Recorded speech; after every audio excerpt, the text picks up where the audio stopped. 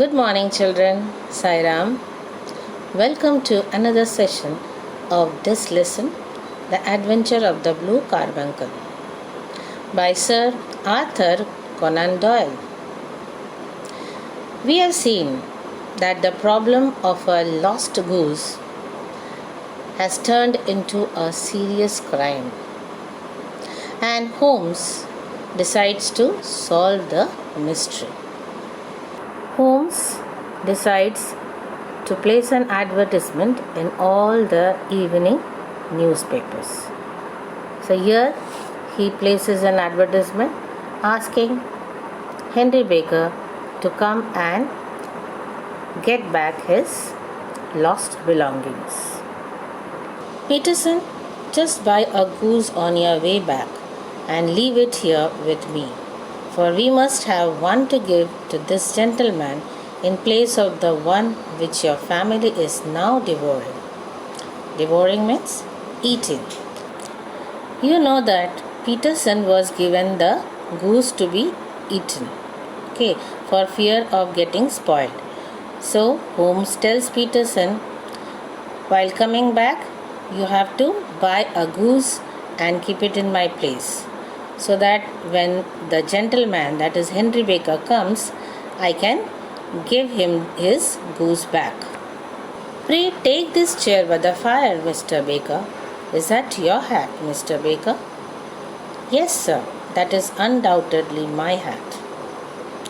We have retained these things for some days, said Holmes, because we expected to see an advertisement from you giving your address. When Holmes asked him that whether it was his hat, he said yes, certainly it was his hat.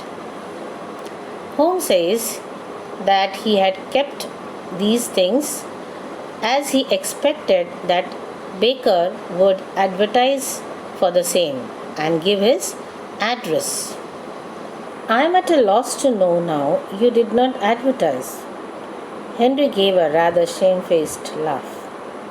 Shillings have not been as plentiful with me as they once were, he remarked. I had no doubt that the gang of roughs who assaulted me had carried off both my hat and the bird. Shamefaced means feeling ashamed. When Holmes said that why he did not advertise, Baker felt ashamed. He said that he doesn't have enough money now as he had once, and he also thought that maybe the people, the violent people, those who had attacked him, they must have carried the hat and the bird. I did not care to spend money in a hopeless attempt at recovering them. He said that he never wanted to spend money to get it back because he was sure that he will not get it back. There is a hat then, and there your bird, said Holmes. By the way, would it bore you to tell me where you got the goose from? I am somewhat of a fowl fancier.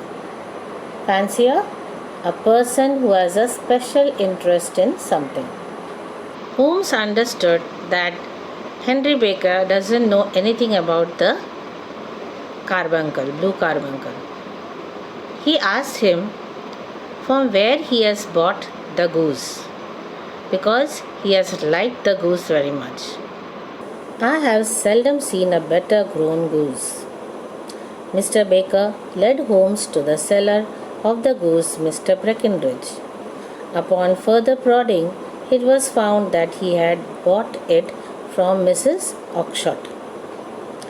Here prodding means making someone do something by persuading them that it is necessary. So Mr. Baker leads Holmes to the cellar of the goose. Who was selling the goose? Mr. Breckenridge.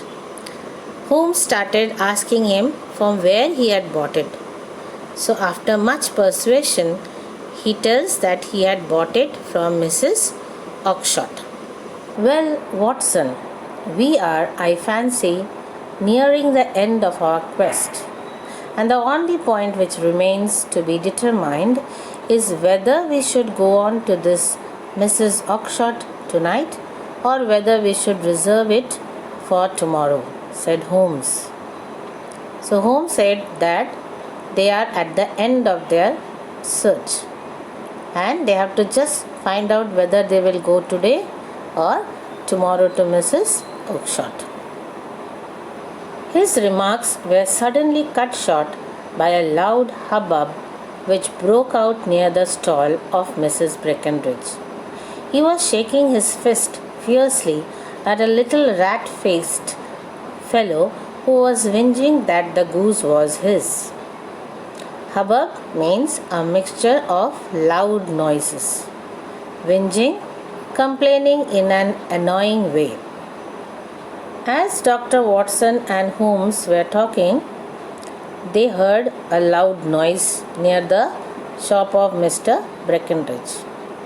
And they saw him irritated, attacking or trying to hit a person, a little rat-faced fellow.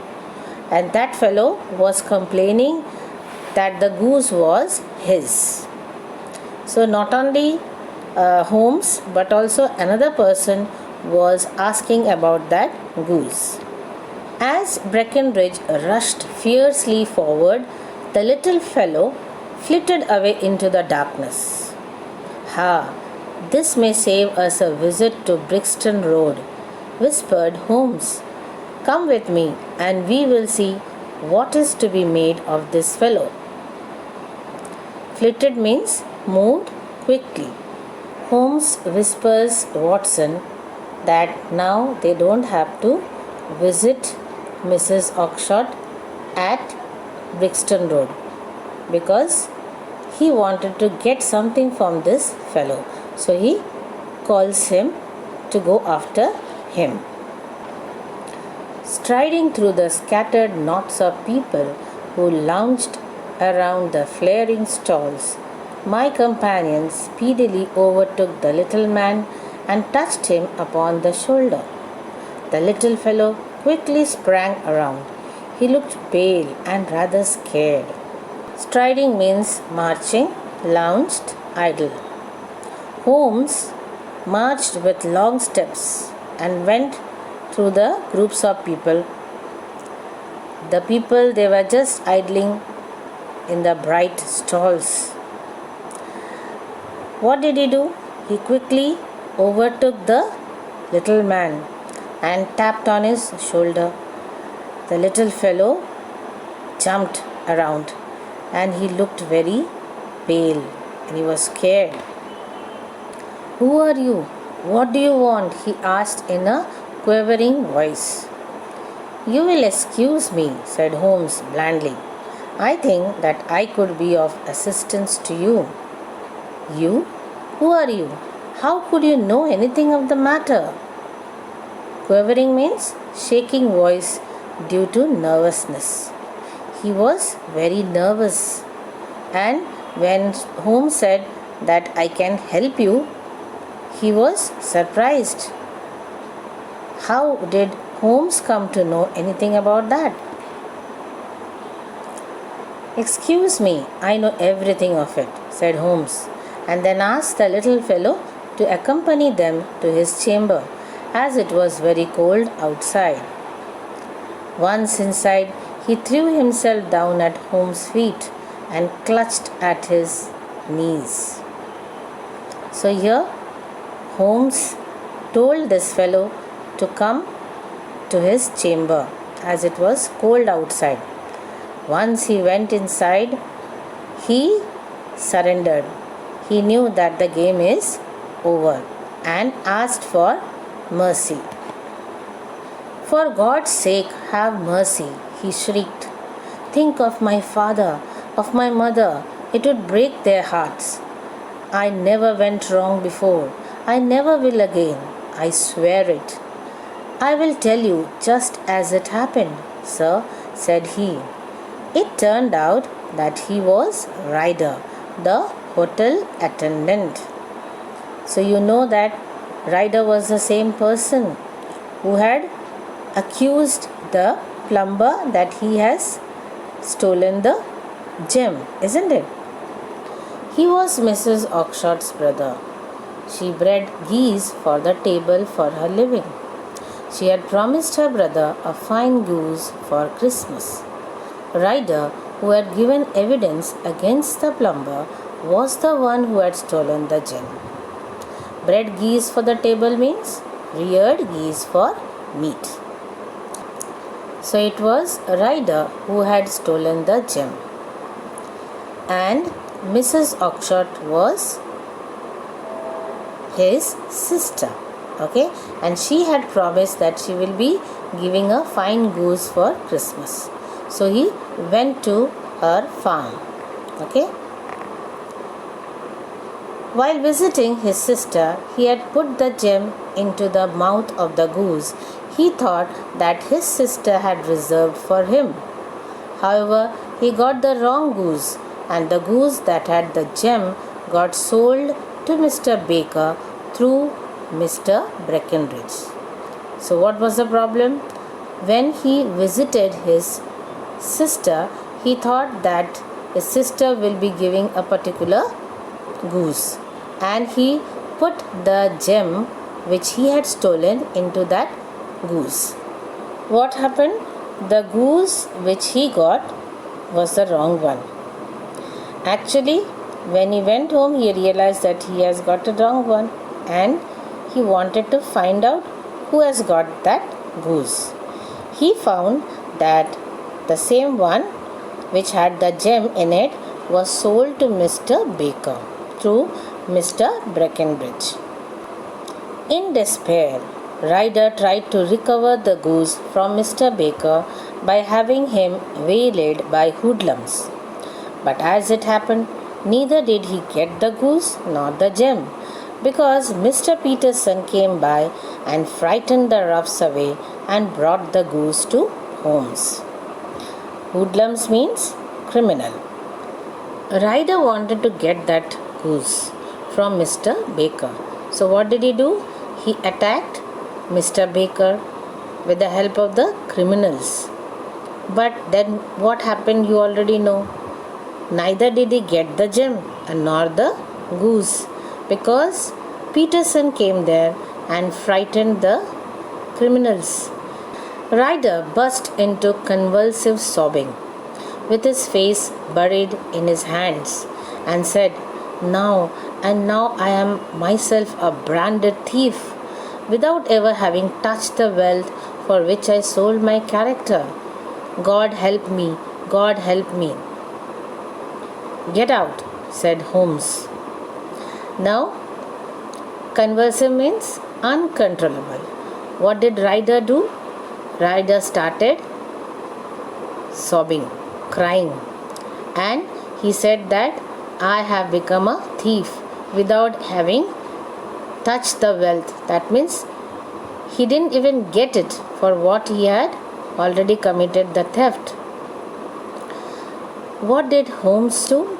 He told him to get out. What, sir? Oh, heaven bless you. And no more words were needed. There was a rush, a clatter upon the stairs, the bang of a door, and the crisp rattle of running footfalls from the street.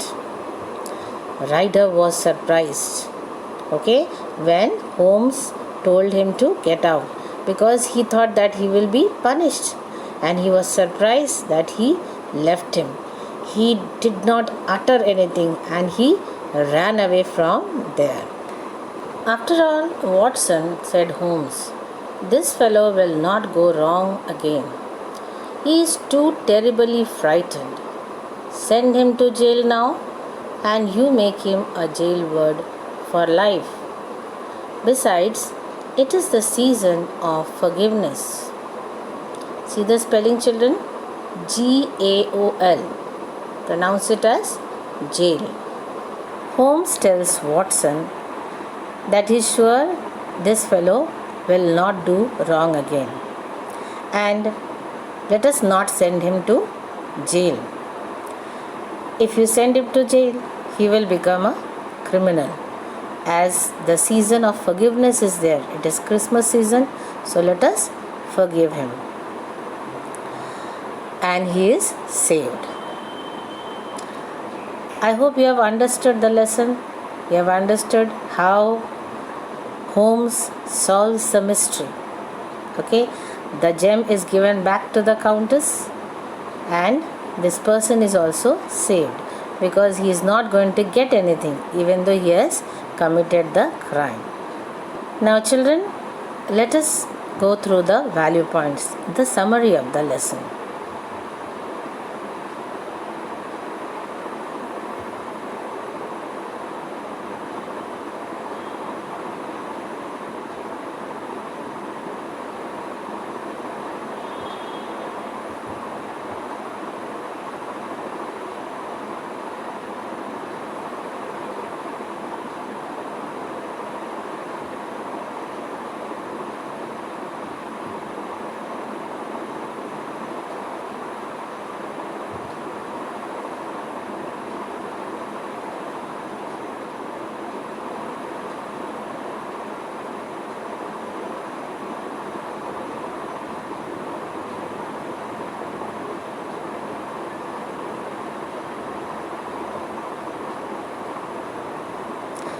Now children, we will do some artisy questions.